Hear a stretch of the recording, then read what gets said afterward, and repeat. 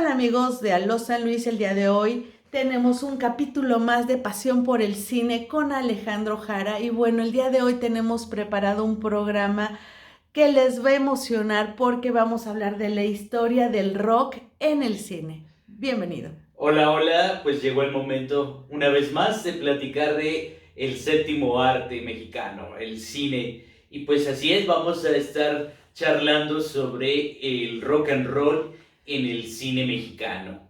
Sobre todo, pues que se hace presente en el cine de los sesentas.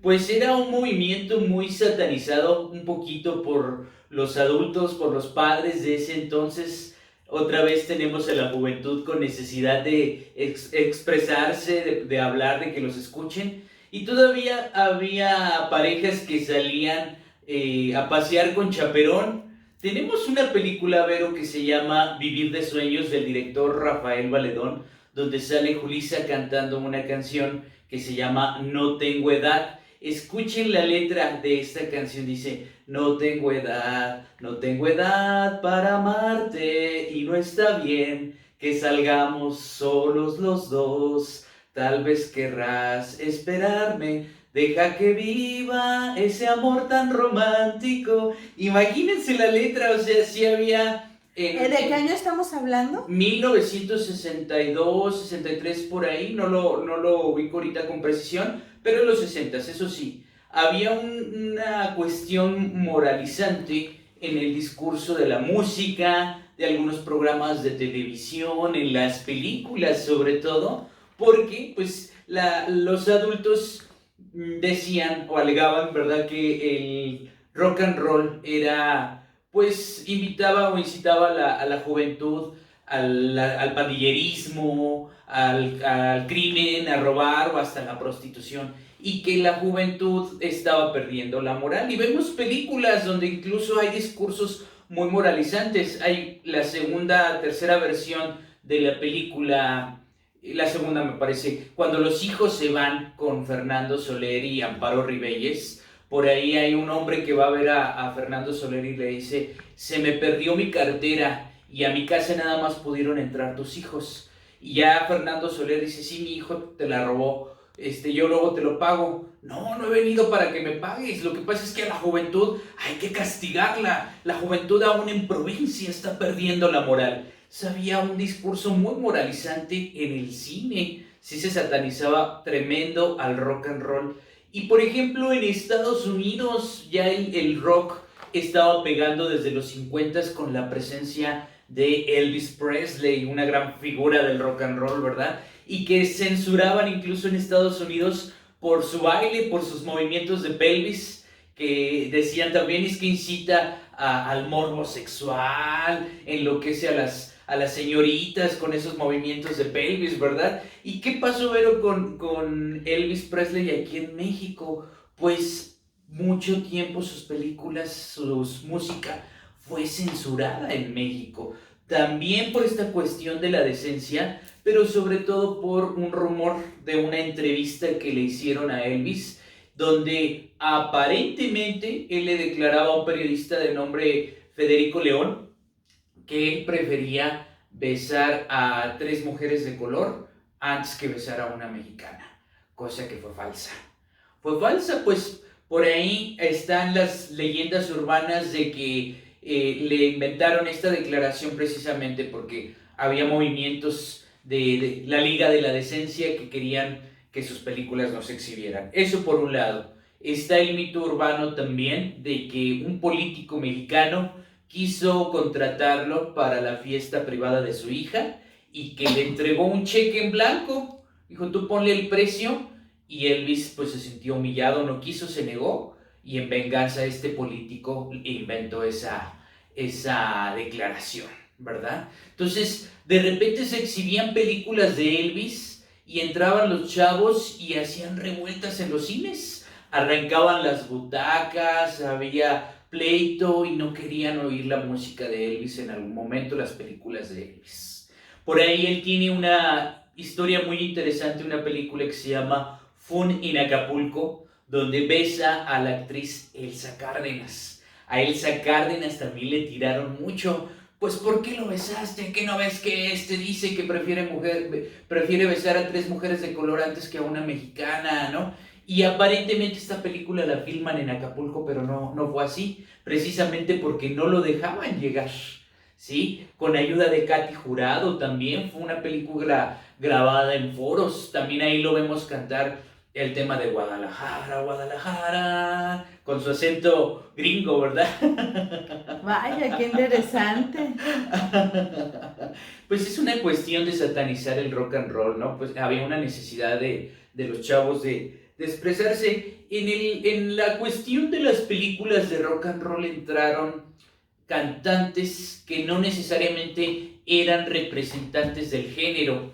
Lo que sucedía es que, pues, por recomendación quizás de sus representantes o de gente que sabía de eso, pues tenían que mantenerse vigentes. Luis Aguilar, Agustín Lara, Pedro Vargas entraron a historias donde cantaban cosas de rock and roll y pues ellos eran más de balada, de música ranchera, ¿verdad? Y tenían que entrarle para estar en pantalla, estar vigentes.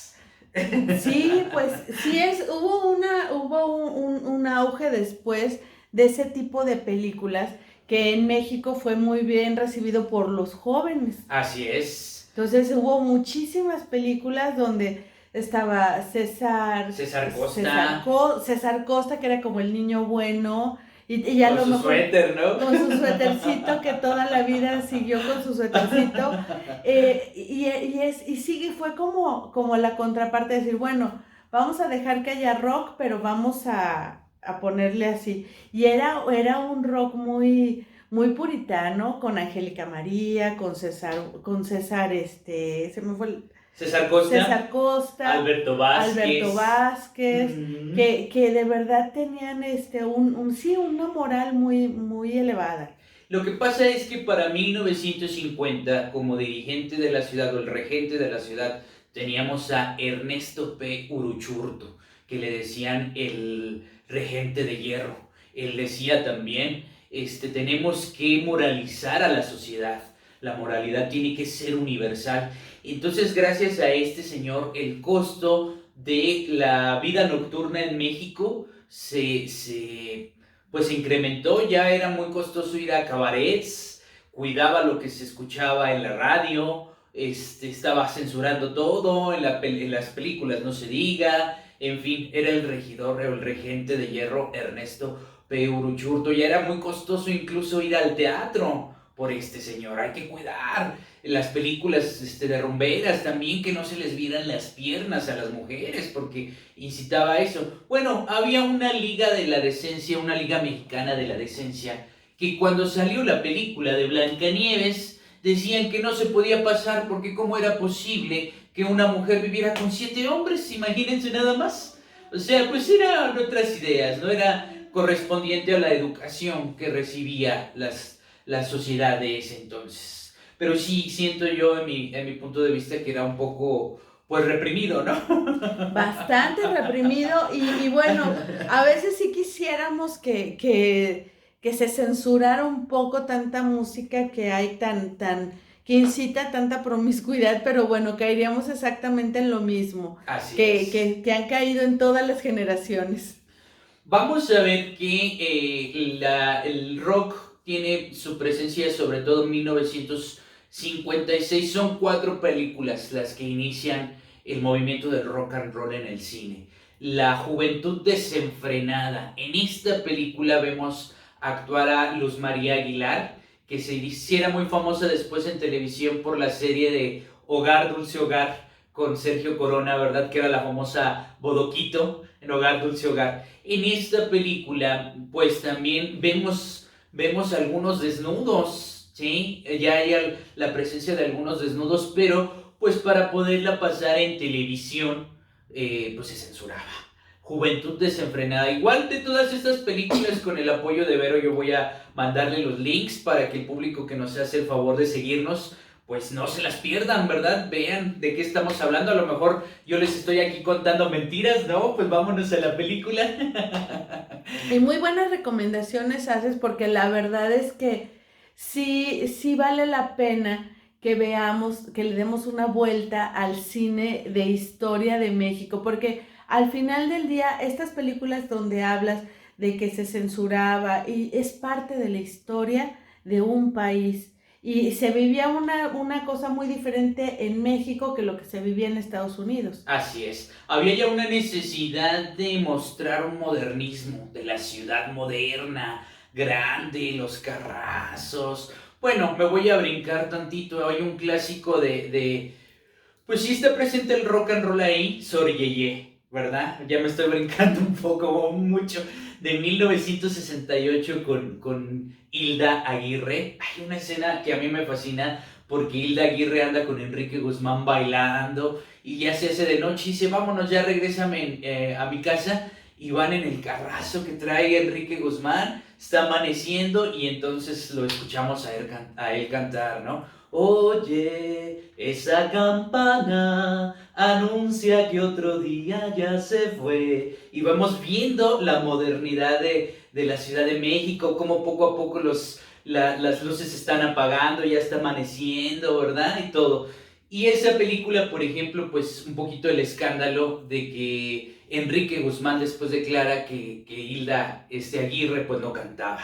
Era la voz de Estela Núñez, ¿verdad? Pero bueno, tiene mérito porque hizo un buen playback. Yo hubiera creído que era ella la que cantaba. Yo esa película pues la vi gracias a mi mamá y yo creo que a mis tías y a mi abuelita también.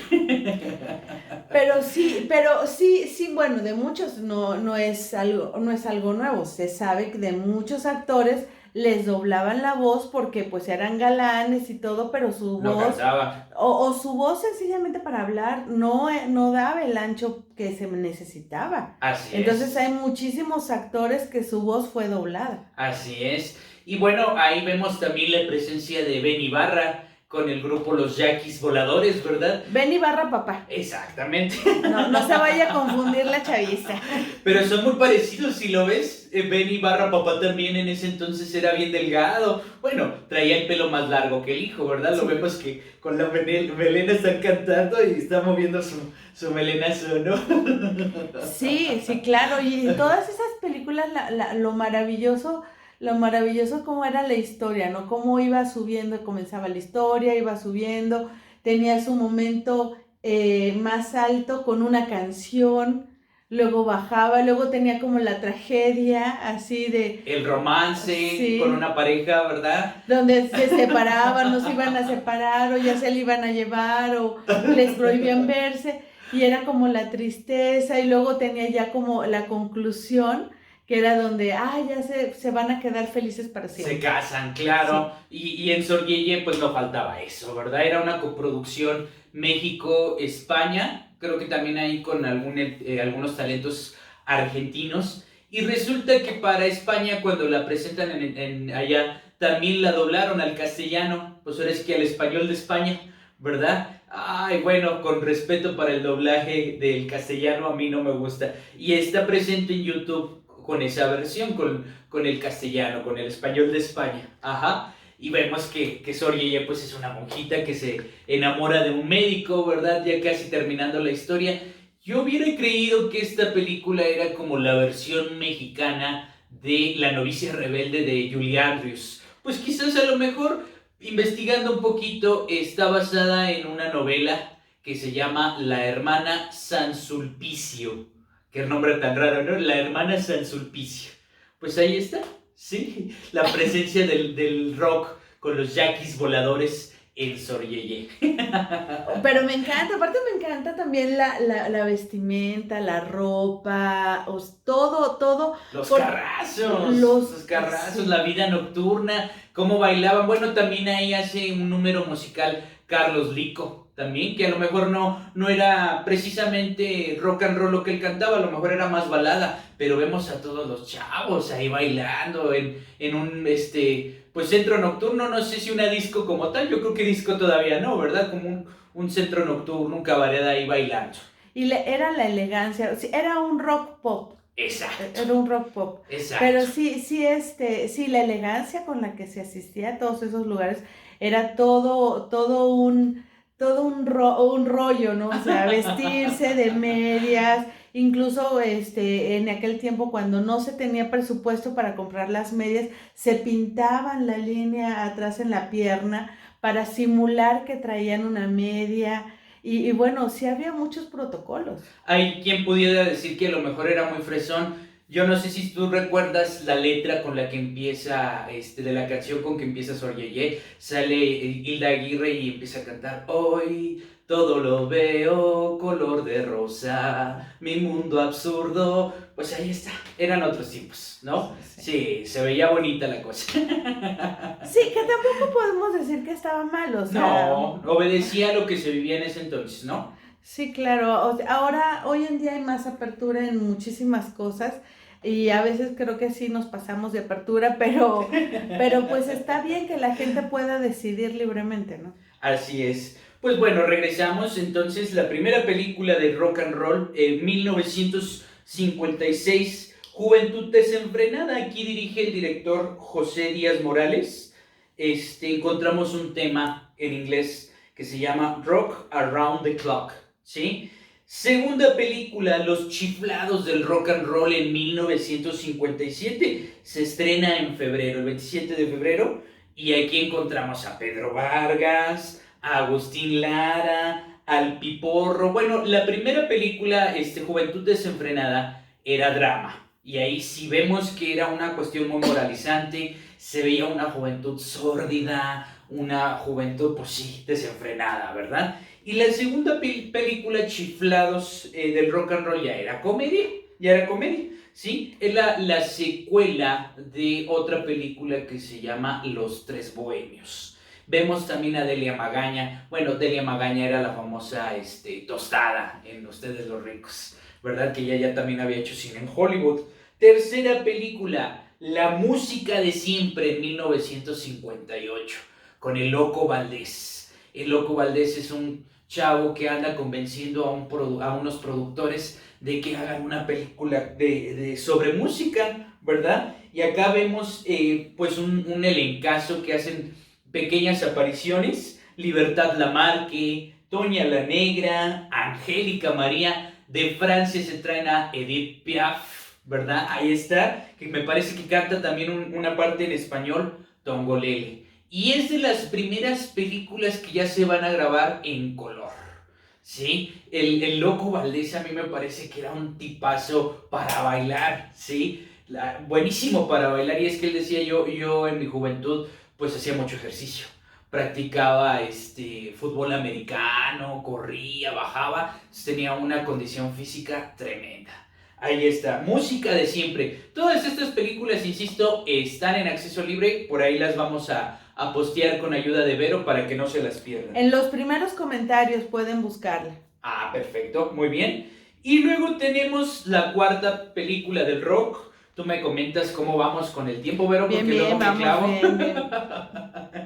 Al compás del rock and roll en 1957. Acá tenemos la presencia del caballero de la actuación, Joaquín Cordero, Carlos Agosti, que siempre la hacía de villano, era de los grandes villanos del cine mexicano, a Borolas y a Leonor Yausas. Esta película también sale por ahí, bueno, la dirige José Díaz Morales. Son las primeras películas del rock and roll: Juventud Desenfrenada, Chiflados del Rock and Roll, Música de Siempre y Al Compás del Rock and Roll.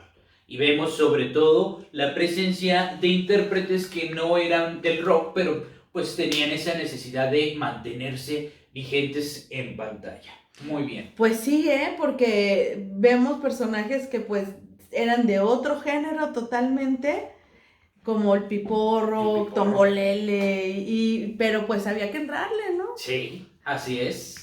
Y aparte en aquellos tiempos realmente eran los actores eran muy, muy bien pagados y además eran tratados de una manera excelente. Así es. Sí, hay una gran diferencia. La época de los 60 empieza a surgir mucho lo que llamaban, lo que nosotros ahorita podríamos conocer como bandas, grupos. Bueno, se le llamaba los conjuntos. Hay una película donde ya es más comercial y ya es definitivamente actual, que se llama Cuando sea joven, con Verónica Castro y Natasha Dupeirón. Verónica Castro regresa al tiempo de su juventud y cuando es joven la interpreta Natasha Dopeirón. Ella siempre tuvo el deseo de ser cantante. Entonces conoce a un chavo y dice, ay, aquí andamos con mi banda. ¿Cómo que con mi banda? ¿Cómo que con mi grupo? Se le llama conjunto musical. Conjunto musical. Bueno, en los 60s salió esto, la proliferación de los conjuntos musicales. Justamente César Costa se hace famoso por un conjunto musical que se llamaba Los Camisas Negras. Los Camisas Negras, ¿verdad? Y empieza él a tener diferentes apariciones en varias historias. Hay otra película que se llama Jugándose la Vida. Jugándose la Vida con tintes un poquito de thriller, de misterio.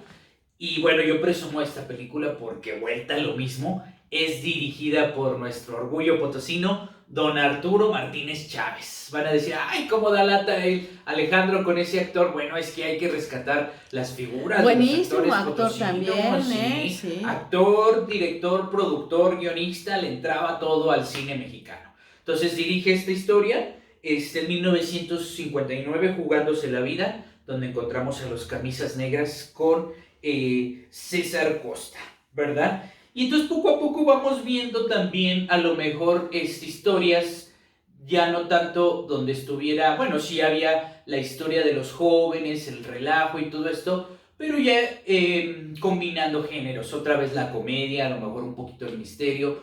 Hay mucha presencia de la UNAM en las películas, de chavos que andan saliendo ya sea de la UNAM o del Politécnico, ¿verdad? Sí, y las porras. Las porristas, claro. No, o sea, las porras ahí. Y sí, efectivamente, muchas fueron grabadas no sé si en escenarios en la UNAM o qué, pero sí era del partido, o sea, del partido de fútbol, era la porra, era todo muy... Y a lo mejor muy inspirado en lo que era el cine de Estados Unidos, que siempre fue como muy de esa manera, de ese estilo, pero sí era la UNAM, era... Sí. La máxima casa de estudios, sobre todo porque en los 60s también ya tenemos la aparición de las primeras, las primeras escuelas de cine, que fue el Centro Universitario de Estudios Cinematográficos, antes CUEC, que ahora es la Escuela Nacional de Arte Cinematográfico, la ENAC, ¿verdad? Y se hacía cine experimental, pero en las películas veíamos esta modernidad de la ciudad, la presencia de la UNAM, el que ya los jóvenes tuvieran la oportunidad de ir a estudiar. Yo no sé si tú recuerdas la novela de Teresa, Vero, esta con Angelique Boyer, que la canción la cantaba Gloria Trevi. Esa hembra es mala, esa hembra se daña, algo así decía, ¿no? Sí, bueno, pero yo recuerdo la primera que era con Bárbara Mori. No, esa era Rubí. ¿Era Rubí? Ah, pero era la misma historia, pues, ¿no? Pues sí, era la villana, la protagonista. Ajá, pero así es. Sí, bueno, se continúa. Es que ya te ando desviando. No, tiene que ver. Bueno, Teresa, la novela... Ella es mala, Teresa. Exacto. Viene de una película. Primero fue una versión cinematográfica, ¿verdad? Y vemos a Teresa que va a la UNAM. Ella está estudiando Derecho y su novio es médico, pero ella se anda preparando para su examen profesional de Derecho, ¿verdad? Que ahí Fernando Rey es su maestro de Derecho y la está preparando, y sale una parte importante por ahí del edificio de edificios de la UNAM, ¿verdad? Sí, ajá. Sí. No, es que, sí, ahorita que lo dices, sí, o sea, en muchísimas películas, recuerdo muchísimas películas con César Costa, ajá, que era como lo típico ahí, y el malo de la historia, o el chavo rebelde, era el del cigarro, Alberto Vázquez, sí. Ajá. Sí. Pues en esta época empiezan los conjuntos musicales y ya es muy común que veamos los copetazos, de repente las chamarritas, o los suétercitos, o incluso hasta de traje cuando van a la UNAM bien vestiditos, ¿verdad? Otro tipo de vestimenta, una cosa muy formal, muy padre. Los bailes también, el rock and roll, cómo se bailaba, muy sabroso, muy padre, ¿no? Y las coreografías, empezamos a ver las coreografías dentro de las películas porque tenían la parte musical y la coreografía. Así es, Pues tenemos una película en 1960 donde los protagonistas son Viruta y Capulina, ¿sí? Se llama Limosneros y con garrote. Limosneros y con garrote. Y aquí vamos a encontrar la presencia de un conjunto musical que se llama Los Locos del Ritmo, cantando unos temas musicales bastante buenos. Morelia Rock, Yo no soy rebelde. Yo no soy un rebelde sin causa, tampoco un desenfrenado. Y vemos también tus ojos. Cantando por ahí sale Kipi Casar. Canta este tema, ¿verdad? O sea, está la presencia de los conjuntos musicales que obedecían a lo que estaba sucediendo, ¿verdad? Y ha de haber sido un gran proceso la grabación, Sí. porque la música era en vivo, todo era en vivo, o sea, no era como, ay, agrégale la música, no, todo era en vivo. Te voy a compartir, Vero, a ver si pudiéramos pasárselo a nuestro público. Yo tengo un tema que es como de mis consentidos. Por ahí hay otro conjunto musical que lideraba el hermano de César Costa. César Costa es un nombre artístico, él se apellida Roel. Bueno, había un grupo que se llamaba Los Hooligans. Sí. El líder de este grupo era Ricardo Roel, hermano de César Costa. En 1949 hay una película que se llama Al caer la tarde y ellos aparecen cantando Despeinada. Despeinada, ajá, ajá, despeinada. Es como de un tema icónico. ¿Verdad? No, pues claro, es de mis temas consentidos. Tenemos otra película donde aparecen los hooligans, en 1961, ahí Barridos y Regados, otra vez Viruta y Capulina, pero ya acompañados, por ejemplo, de Begoña Palacios. Como que Begoña Palacios hizo varias historias con ellos. Luego tenemos también Cascabelito. Bueno, ahí no tiene nada que ver el rock, ¿verdad? Pero está presente Begoña Palacios. Capulina se enamora de ella, ¿verdad? Y pues no, lo fienzonea. En de Barridos y Regados, ahí aparece los Hooligans. Y aparecen otros temas icónicos también, que serían compuestos por un compositor que se llama Eric Medina. También icónicos dos temas, el Acapulco Rock, todos están bailando, el Acapulco Rock. Yo fíjate que ese tema lo escuché también gracias a mi mamá, pero ya en la voz de Roberto Jordán, ¿no? Oh, sí. Si tú me quieres, dame una sonrisa. Si no me quieres... Ya estamos cantando y bailando. Tenía que ser, pues estamos hablando de rock, ¿no? Sí, pero es que era... tú veías esas películas y te parabas a bailar. Así es, así es. Otro tema en esta película de Barridos y Regados que se volvieron una especie de himnos, se llamaba No está aquí. No está aquí, no está aquí. No está aquí, no está aquí, no pregunten por qué no está aquí, de los Hooligans. Ah, temazo, ¿no? Buenísima. Oye, pues vamos a tener que dejar para la siguiente, para otra, una parte 2, porque creo que la historia del rock en el cine en México es bastante extensa. Así es. Pues no se la pierdan la parte 2. Gracias por seguirnos, amigos de Aló San Luis. Denle like y comparten. Bueno, amigos de Pasión por el Cine, tenemos aquí la parte 2 y vamos a hablar del rock en el cine mexicano. Cinéfilos de Aló San Luis, ¿qué tal? Un gusto volverlos a ver. Gracias por seguirnos. Pues nos quedamos picados aquí cantando y bailando, Vero y su servidor, ¿verdad? Vamos a seguir platicando de la presencia del rock and roll en nuestro cine.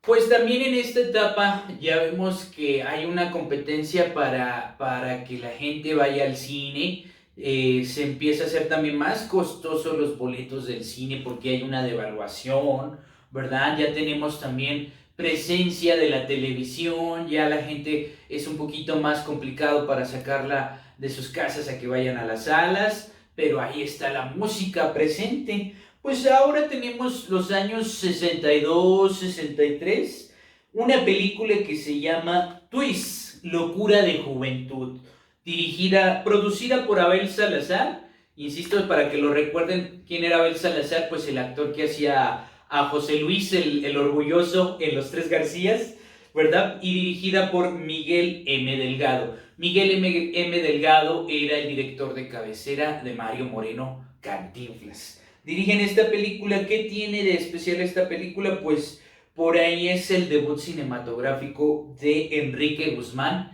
y encontramos otra vez a otro conjunto musical bastante importante, Los Locos del Ritmo, ¿verdad? Que también poco a poco, con la presencia de estos conjuntos, pues era un gancho doble. Ve a ver al conjunto famoso, es la fórmula que se va haciendo perfecta en la pantalla, y además en las tiendas ya está disponible el disco de este grupo, ¿no?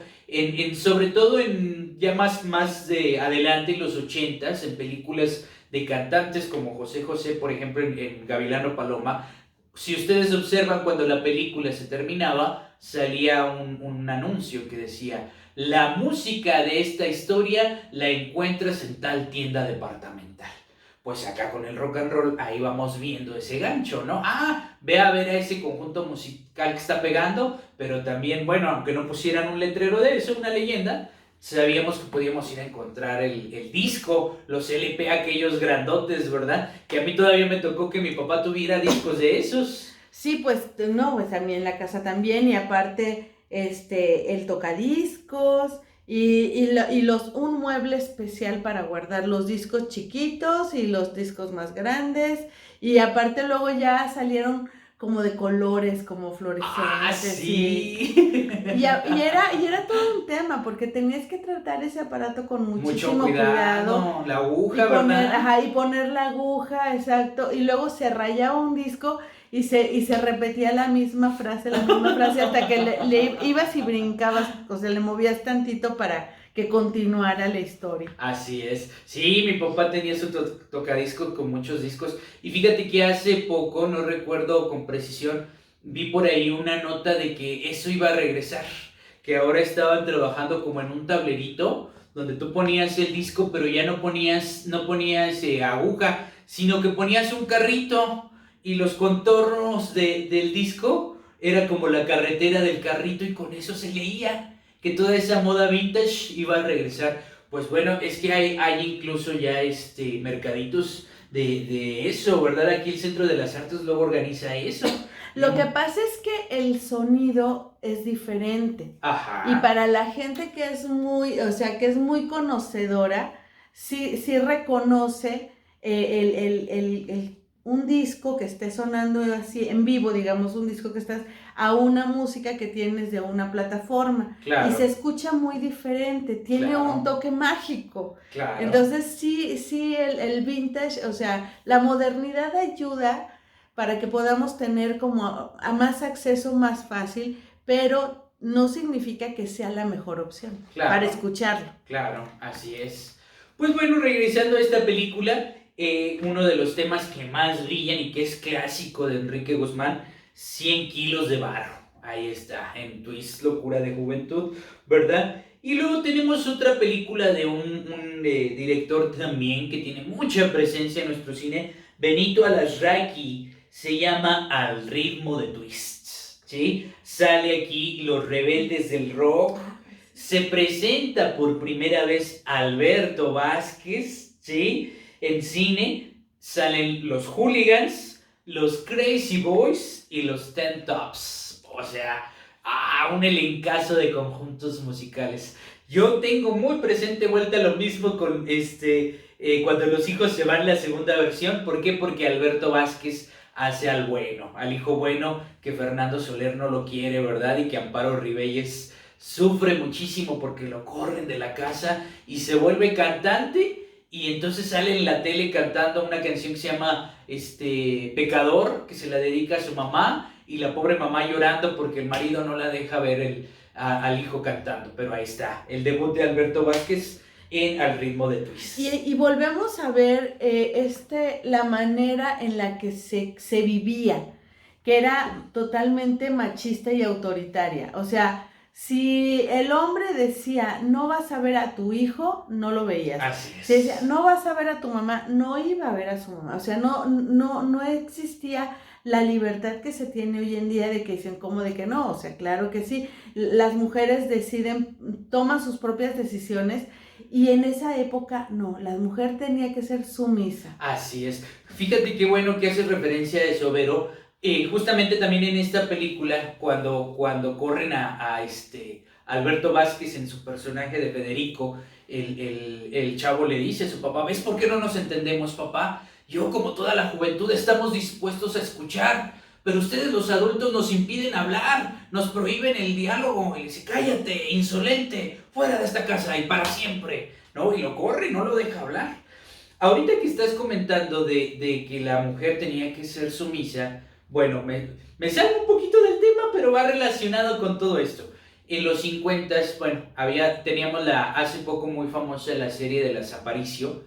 Cuando empezaba la serie de las Aparicio, empezaba con una guía de la buena esposa que se difundió en los 50, con imágenes de una ama de casa muy arregladita que decía, espere, consejos de una buena esposa. Espera al esposo con sus pantuflas. No te quejes, él viene cansado del trabajo, trae problemas del trabajo, sus problemas son más importantes que los tuyos. Ten arreglados a los niños para que los vea presentables cuando llega. Arréglale el sillón, que la casa esté limpia. ¡Wow! ¿No? Y eso todavía permeaba un poco en los 60s. Quizá yo no tanto, pero sí, todavía. Sí, sí, es exacto. Realmente había muchísima manipulación en la industria, tanto del cine como de la televisión, hacia cómo querían que fueran las familias, el adoctrinamiento. Estamos hablando del adoctrinamiento.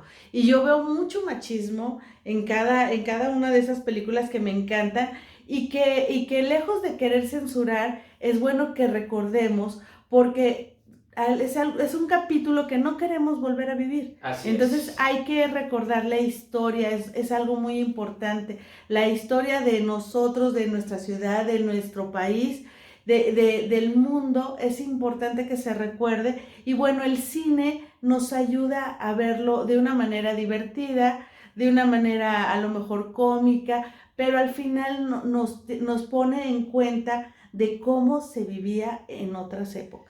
Y no hay que tropezar dos veces con la misma piedra, como dice la canción, ¿verdad? Hay que estudiar nuestra historia para no cometer los mismos errores. Sí, claro, pero a mí me parece que eso era súper fuerte. Y además también había las revistas que se vendían. Ahí venía cómo tenías que ser. O sea, yo me acuerdo que yo cuando era niña me la pasaba mucho tiempo en casa de mis abuelos y mi abuela tenía todas esas revistas viejas de aquella época. Y entonces yo veía los vestidos todos vintage, así, todo, me encantaba eso, pero veía todos los consejos. Claro. Todos los consejos de cómo ser una buena esposa, cómo debes de comportarte en sociedad. Claro. Incluso, o sea, había manuales de conducta impresionantes que, bueno, la verdad es que sí era un exceso. Así es. Bueno, tenemos otra película donde aquí ya... si bien César Costa ya había tenido presencia en otras historias, cantando, tocando, pues como protagónico, esta es la primera o como ya más formal, El cielo y la tierra, y aquí son famosos temas de él como Besos por teléfono, No existe el amor, Mi única ilusión, y también en esta historia actúa Angélica María. ¿Verdad? Que bueno, ya sabes que bueno, adorada por México entero, claro. Pero sí siempre su imagen fue como de la niña buena. Así es. Bueno, hay otra película que el refrito, más bien que el refrito, el remake del Inocente con Angélica María, Romeo contra Julieta. ¿Verdad? Que la primera versión veíamos a Silvia Pinal con Pedro Infante, que es dificilísimo. Ay, sí, buenísima. No la amo esa película. El remake con Angélica María y Alberto Vázquez. Y que vemos a Alberto Vázquez bailando por ahí en una casita de fin de semana con un chorro de chavos y ella cantando baladas, a lo mejor no tanto rock and roll, pero obedece a esa época, ¿verdad? Era como rock pop, ¿no? Sí, exactamente. Era rock pop, no era boleros, era rock pop. Así es. Pues otro director que también le entró a la partida del rock and roll, que él también le debemos el cine de luchadores, Chano Urueta. Chano Urueta se llevó a Tintán y a Resortes en una película que se llama Los Pilotos de la Muerte. Y en esta historia justamente Tintán canta No está aquí, no está aquí, con los Ten Tops, ¿sí? O sea, los directores tenían que entrarle a lo que estábamos viviendo. Chano Urueta, por ahí, antes de que se nos fuera el gran Héctor Suárez, él comentaba, híjole, ese hombre, no, estaba loco. Dice, un día me contrató en una película donde teníamos que hacerla de revolucionarios y con el afán de, según él, motivar mi actuación o darle realismo. No me andaba disparando de veras, yo pensando que eran balas de salva y me andaba disparando de veras, ¿no? ¿Héctor Suárez? Héctor Suárez, sí, Chano Urueta, imagínate con esas motivaciones. Y a Chano Urueta también tuvo su época de actor, ¿sí? Lo vemos con Capulina en una película que se llama El Hermano Capulina, y es el monje franciscano más viejito de todos, que lo tienen incluso en una silla de ruedas. Ese es Chano Urueta. Pues ahí está, Los Pilotos de la Muerte. Otra que es un clásico, La Edad de la Violencia. ¡Wow! Un clásico del rock and roll. Esta película se la ofrecen primero a Enrique Guzmán, pero pues por X o Y razones no la aceptó y le pasó la estafeta a César Costa. César Costa la aceptó, le hicieron ahí algunos movimientos al guión, al libreto, y para que se luciera más, pero no nada más está presente César Costa, está también Manolo Muñoz, que yo lo recuerdo que luego fue conductor también de La Carabina de Ambrosio, sí, y cantaba la canción de Speedy González, ¿no? Sí, oye, cuántas cosas hay, pero sí maravilloso todo, recordar todas esas épocas, y que qué bueno que la gente puede acceder a ellas ahora con buscarlas en alguna plataforma. Uh-huh. Ahora tenemos también en esta película, pues ahí está Alberto Vázquez, sale Oscar Madrigal, y empiezan a abrirle campo, aunque no fuera rock and roll, a la Sonora Santanera. Por ahí se anda asomando la Sonora Santanera. Gilberto Martínez Solares, que sería el director de cabecera de Tintán, pues hizo también una película que se llamaba Una joven de 16 años. En esta película canta Julio Alemán un tema que se llama Pan y Amor, que sería una adaptación de un tema estadounidense, un tema gringo, Pan con mantequilla. Y lo curioso del dato, que esta canción de Pan y Amor la encontramos en otra película con Ignacio López Tarso, El Hombre de Papel. Si se acuerdan, que es un indigente, ¿verdad? O un pepenador que anda recogiendo basura y que se encuentra una billetera con un billete de 10,000 pesos y se enamora de una prostituta italiana. Y entonces se queda a dormir en la casa de esta prostituta porque lo anda escoltando para buscarle el billete de 10,000 pesos. Y entonces cuando se levanta, le va a dar de desayunar, y esta prostituta tiene esa canción en el radio, Pan y Amor. Todas las mujeres quieren pan con mermelada y un poco de amor. Pan y amor, pan y amor. Bueno, en esta película la canta Julio Alemán, pero luego la escuchamos en El Hombre de Papel. No recuerdo a Julio Alemán cantando. Pues quizá a lo mejor lo hayan doblado, no tenemos esa certeza, pero sí, puede ser. Pues Julio Alemán también en esta época luego sería el James Bond mexicano, Alex Dínamo, ¿verdad? Ahí está, pues es que ya había más apertura también, poco a poquito. Pero bueno, ahorita también que hablábamos del machismo, pues a las canciones de Agustín Lara se le tachaba mucho de que caía en eso, en el machismo extremo. Pero sí, ya también en el cine empieza a haber un poco de apertura en los 60s, ya llega por ahí la guapísima Meche Carreño también, ¿verdad? Que de repente también bailaría un poquito rock and roll, twist y estos nuevos ritmos. Hay una película que se llama Damiana y los hombres, donde es nieta de Andrés Soler, y traen unos suéteres como pues así de la época rock and rollera, y están bailando, tronando los dedos, y empieza poco a poco a haber una apertura, ¿verdad? Oye, sí, y fíjate que sí volvemos a ver el machismo porque siempre había alguna escena donde se marcaba seriamente así.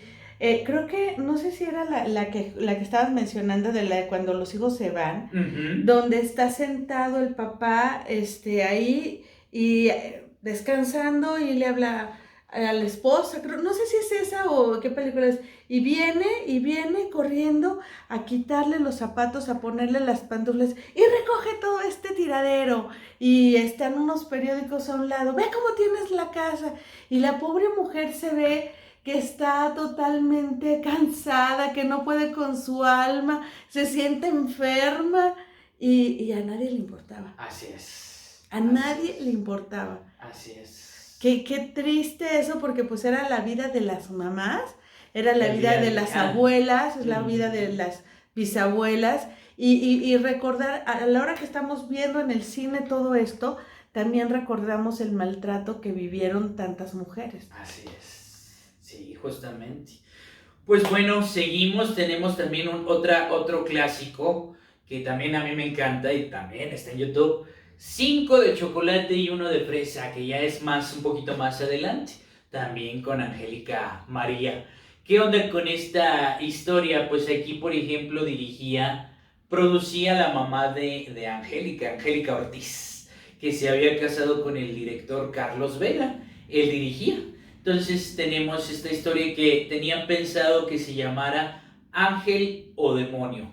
Ángel y Demonio o Ángel o Demonio, una cosa así, pero termina llamándose 5 de chocolate y uno de fresa.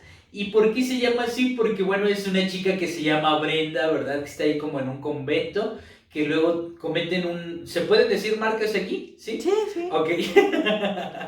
Comete un asalto a una tienda Sanborns, ¿verdad? Asaltan y se llevan unos helados. ¿Y cuántos se llevan? 5 de chocolate y uno de fresa. Por eso el nombre. Pero vemos el baile, vemos los peinados, vemos el vestido, ¿verdad? Ahí está Angélica María con 5 de chocolate y uno de fresa. Y fíjate que también volvemos a ver este escenario que era muy recurrente también, que era la heladería. ¡Ah, claro! Sí, o sea que eran, y de hecho también, o sea, sí es como, era muy característico de las películas de rock and roll. Los helados. Sí, donde estaban los helados, que era pues, Ajá. a lo mejor no estaba esta apertura de los bares y cosas así porque era pecaminoso, Ajá. pero estaban las heladerías, que era donde la chaviza se juntaba, donde los chavos ahí iban a estar echando relajo con las rocolas y luego ponían la rocola y empezaba la canción y ellos comenzaban también a cantar y a bailar también. Claro.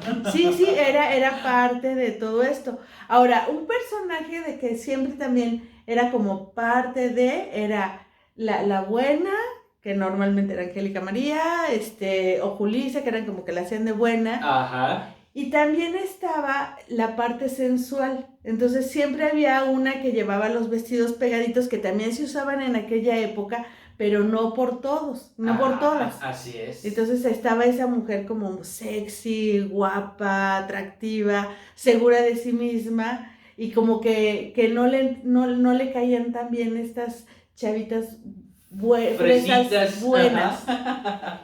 Sí, porque era parte, o sea, era parte de lo que pasaba en esas películas. Ajá, que era lo que más o menos hacía Meche Carreño también en sus películas, la chava que era más locochona, más abierta, más así, pero sí, justamente, sería padrísimo que si hay alguien en el público que nos esté viendo que conozca o que le haya tocado eso, ¿verdad? Que nos platique si todavía le tocó salir con chaperón, salir a echar novio, echar novia con chaperón en esas épocas, que sí se daba, ¿verdad? Claro, o si no, que nos cuentan las historias que les contaban sus mamás o sus abuelitas. Ajá, sí, esas... a echar novio, echar novia, ¿verdad? Y cómo se las ingeniaban, porque de pronto también salían con su domingo 7 y era ¿dónde había quedado el chaperón? Difícil, así es. ¿Quién Pues, era? ¿Quién era? Creo que Armando Manzanero, ajá, que se casó muchas veces. Y claro. entonces le dicen, bueno, ¿y por qué te casas tantas veces? Y dice, pues no, pues porque las mujeres no dan lo que uno quiere si no te casas. Y Claro. era otra época. Y bueno, pues muchísimas gracias por compartir parte de tu conocimiento, de tu recorrido por el cine y de todo, toda esta pasión que sientes, que se nota, que se vive, que lo disfrutamos maravillosamente y la gente lo disfruta mucho. Y bueno, amigos, los invitamos a que le den like, a que compartan, a que comenten. ¿Y de qué otras cosas les gustaría que hablara de cine, pero de qué temas? Porque hay un infinito de posibilidades. Así es. Acérquense a nuestro cine. Muchas gracias por seguirnos en este programa, Pasión por el Cine. Gracias.